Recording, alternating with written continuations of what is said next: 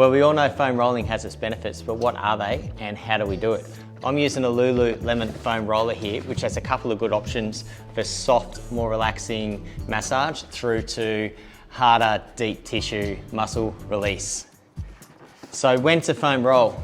Good question. If you ask most runners, they know they should foam roll, but often don't. So anytime really. However, there's two key times that I like to foam roll.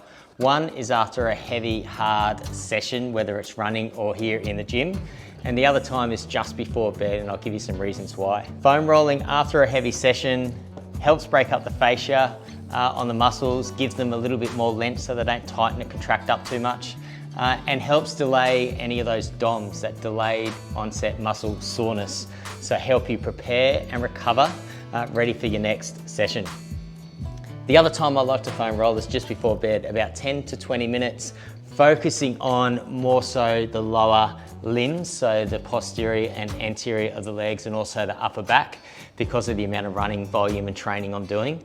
I find this helps with a good night's sleep. It reduces that heavy leg feeling that I do tend to get if I'm quite tight and haven't released the muscles and released any tension. So I'm going to take you through my foam rolling routine for runners. It has been working really well for me.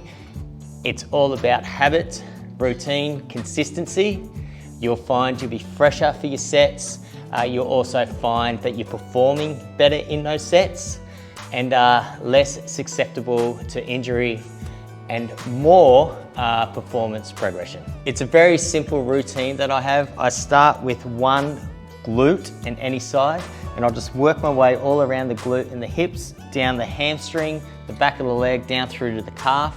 I turn over, then work the same leg back up the anterior. So work up side of the shins, up through the quad, either side of the ITB, and then I'll swap over and go back down the other leg, down the quad, down the shins, up through the calf, up through the hamstring, and then finish off on the glute on the opposite leg, just targeting all those hips. I then finish off with the back. So posterior chain gets all connected, and if I've got some time and I feel like I've done some heavy weights in the gym that's worked the chest and the shoulders and the arms, I'll spend some time on those.